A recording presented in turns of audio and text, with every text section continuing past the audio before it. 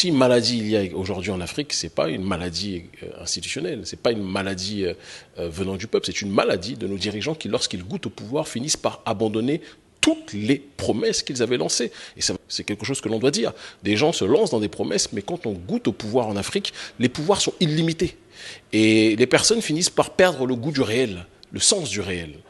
Et donc Alpha Condé est tombé, et je vais vous le dire clairement, moi j'ai fait les frais comme beaucoup d'autres de ces démarches coercitives. J'ai été arrêté par des militaires et interdit de fouler le sol guinéen alors que j'étais attendu par une grande partie de la population, de la jeunesse guinéenne à l'aéroport.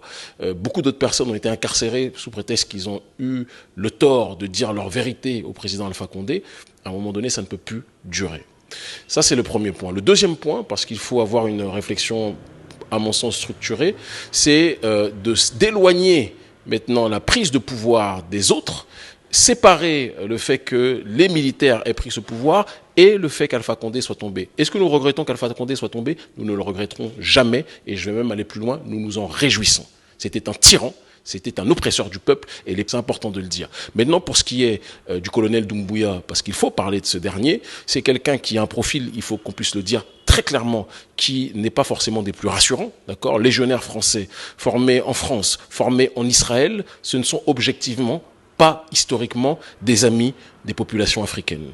Maintenant, on essaie d'avoir une réflexion pointue et une démarche d'adaptation par rapport au réel. Il a fait tomber un tyran.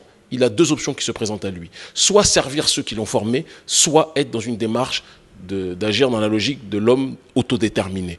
Est-ce qu'il sera dans cette dynamique-là, visant à pousser à l'éveil de la population? Si c'est le cas, nous le soutiendrons évidemment. S'il est, et c'est très important que l'on puisse le dire, s'il est dans une logique de servir des intérêts tout autres, qui sont les intérêts de l'oligarchie occidentale, qu'elle soit française, qu'elle soit israélienne, qu'elle soit américaine ou autre, eh bien nous le combattrons. C'est pas forcément quelque chose de compliqué. Être dans une logique qui consiste à justement dire aux nôtres que nous sommes dans une démarche d'accepter qu'il y a des changements, que le sommet de la pyramide soit secoué et devienne, s'il le faut, un vulgaire caillou, moi, c'est pas quelque chose qui me choque, c'est pas quelque chose qui me perturbe, ça fait partie du sens de l'histoire. La véritable maladie qui touche la population africaine aujourd'hui, c'est la maladie des troisièmes mandats. C'est la maladie de présidents qui sont atteints de cécité politique, de cécité idéologique, qui ne coûtent plus rien, qui ne comprennent plus rien, qui ne cernent plus les aspirations du peuple et qui, du jour au lendemain, ne comprennent pas que les mêmes peuples qui l'ont porté au pouvoir, les ont portés au pouvoir, finissent par les mépriser.